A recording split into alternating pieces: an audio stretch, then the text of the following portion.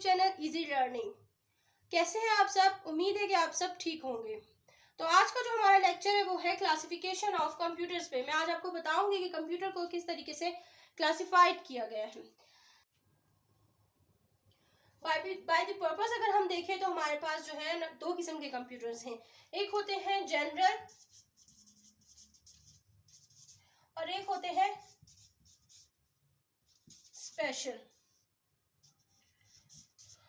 मैं आपको बताऊंगी कि जनरल क्या है और स्पेशल क्या होते हैं। जनरल कंप्यूटर्स को हम डिफाइन करते हैं ऐसे कंप्यूटर जो कि ईमेल सेंड कर सकते हैं, ठीक है, डॉक्यूमेंट्स क्रिएट कर सकते हैं, प्रिंट कर सकते हैं, ब्राउजिंग कर सकते हैं, ऑडियो वीडियो प्ले कर सकते हैं, जिनमें हम गेम्स वगैरह प्ले कर सकते हैं। ये कौन से कंप्यूटर्स कहलाते हैं? ये जनरल कंप्यूटर्स कहलाते हैं। ठीक है, क्या होता है कि ये जो है बहुत ज़्यादा हम इसको बहुत इजीली यूज़ कर सकते हैं। एक जगह से दूसरी जगह अगर हमने इसको मूव करना है तो वो भी बहुत ज़्यादा जो है इजी होते हैं। तो इनकी मदद से हम क्या करते हैं कि बहुत से टास्क जो है एट अ टाइम हम परफॉर्म करवा सकते हैं। और ये वही कंप्यूटर होते हैं जो हम अपने घरों में आमतौर पर यूज़ करते हैं, जैसे ऑफिस में, घरों में, स्कूल्स में हम यूज़ करते हैं। जैसे कि आपके लैपटॉप्स हो गए, पीसीज वगैरह हो गए, ठीक है, स्मार्टफोन्स हो गए, तो ये सब किस में आ जाते हैं? ये जनरल में आ जाते हैं। फिर हमारे पास आ जाते हैं स्पेशल कंप्यूटर्स। स्पेशल कंप्यूटर्स कौन से होते हैं? वो कंप्यूटर्स होते हैं जो कि एक स्पेसिफिक टास्क के लिए बने हुए होते हैं। ठीक है, इनको हम जनरल पर्पस के लिए इस्तेमाल नहीं कर सकते।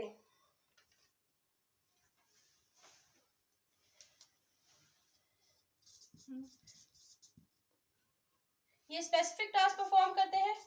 ठीक है, जैसे कि अगर हम लोग इसका कोई एग्जांपल देखें तो इसका एग्जांपल मैं आपको देती हूँ, डिजिटल वॉच। ठीक है,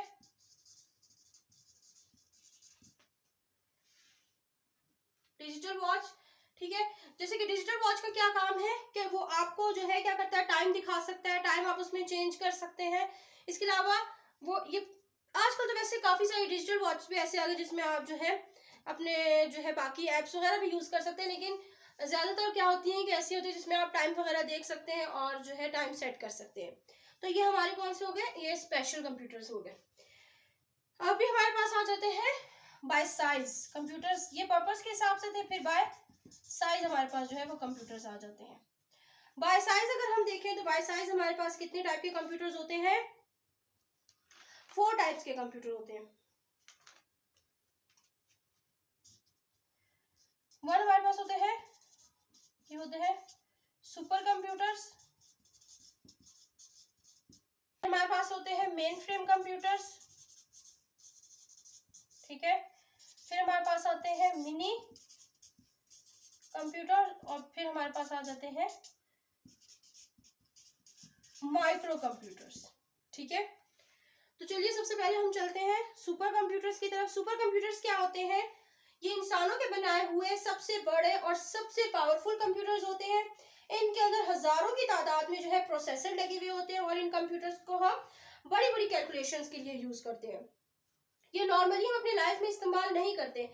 ये बहुत बड़ी बड़ी प्रॉब्लम्स को जो है सॉल्व करने के लिए हम लोग यूज करते हैं सुपर कंप्यूटर्स। जैसे कि अगर इनका कोई एग्जांपल मैं आपको दूं तो वेदर फोरकास्टिंग के लिए यूज होते हैं और साइंटिफिक रिसर्च लेबोरेटरीज वगैरह में ये जो है ज्यादा यूज होते हैं। नेक्स्ट हमारे पास आ जाते हैं main frame computers. Main frame computers क्या होते हैं? इनको हम लोग जो है मैक्रो, ये तो माइक्रो अलग है, हम मैक्रो कंप्यूटर्स भी इसको कहते हैं। ठीक है, इसको हम मैक्रो कंप्यूटर्स भी कहते हैं। क्या होता है कि ये भी बड़े कंप्यूटर्स ही होते हैं, लेकिन बनिस्बत अगर सुपर कंप्यूटर के इनको देखा जाए तो सुपर कंप्यूटर के हिसाब से ये पावर में बहुत ज्यादा कम होते हैं। पहले के जो मेन फ्रेम कंप्यूटर्स के जो साइज होते थे वो बहुत बड़े हुआ करते थे, इतने ह्यूज थे साइज में कि हमें उसे रखने के लिए एक पूरे प्रॉपर एक रूम चाहिए होता था। लेकिन आजकल हम देखें तो पहले की निस्बत जो है वो साइज में काफी कम हो गए हैं। ये भी इतने ही पावरफुल होते हैं कि एट अ टाइम हजारों यूजर्स इसको इस्तेमाल कर सकते हैं और ये एक स्पेसिफिक टास्क परफॉर्म करते हैं। जैसे कि अगर मैं आपको एग्जांपल दूं एयरलाइंस का, तो ये एयरलाइंस में यूज होते हैं। जैसे कि एयरलाइंस कैसे इसको यूज करते हैं? वो होते हैं पैसेंजर्स के डाटा जो है डाटा को वो जो है रिकॉर्ड करते हैं और फ्लाइट्स की शेड्यूल के बारे में होता है, पासपोर्ट जो होते हैं पैसेंजर्स के उसके बारे में, ये सारा जो है वो एक स्पेसिफिक पर्पज हो गया ना, फ्लाइट्स के लिए वो यूज करते हैं, ठीक है। फिर हमारे पास आ जाते हैं जी मिनी कंप्यूटर्स। मिनी कंप्यूटर्स, ये कंप्यूटर्स जो है ना मेन फ्रेम कंप्यूटर्स से जो है पावर में बहुत कम होते हैं। इनका जो साइज होता है, इनका साइज एक आप लगा लें रेफ्रिजरेटर जितना होता है, एक रेफ्रिजरेटर जितना इनका साइज होता है। और इनकी जो प्रोसेसिंग स्पीड होती है इतनी होती है कि ये मल्टीपल यूजर्स को सर्विस जो है प्रोवाइड कर रहे होते हैं।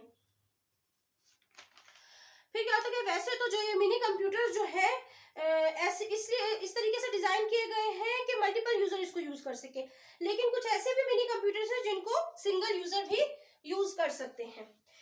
फिर हमारे पास आ जाते हैं माइक्रो कंप्यूटर्स। माइक्रो कंप्यूटर्स क्या होते हैं कि जैसे इनके नाम से ही पता चल रहा है माइक्रो, ठीक है, कि सबसे साइज में सबसे छोटे होते हैं। इनको हम जो है हाथ से उठा के इधर से उधर ले जाना भी बहुत इजी होता है, ठीक है, किसी भी टेबल पे आप इजीली इसको रख सकते हैं, ठीक है। इनको रखने के लिए हमें बहुत कम जगह की जरूरत होती है, क्यों कोई ह्यूज आपको रूम को इस टाइप की चीज की जरूरत नहीं होती। ये वो कंप्यूटर्स होते हैं जो हम लोग अपनी डेली लाइफ में जैसे स्कूल्स में, कॉलेजेस में, ऑफिसेज में, घर में हम यूज कर रहे होते हैं।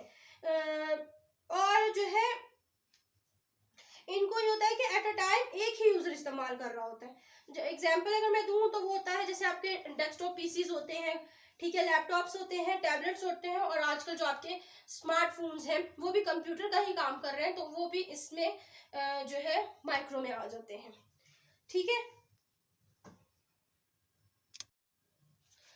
अच्छा, जब भी मैंने जैसे आपको बता दिया कि क्लासिफाइड किया कंप्यूटर को, बाय पर्पस किया था, बाय साइज किया था, इसी तरह बाय वर्किंग मैकेनिज्म्स, ठीक है।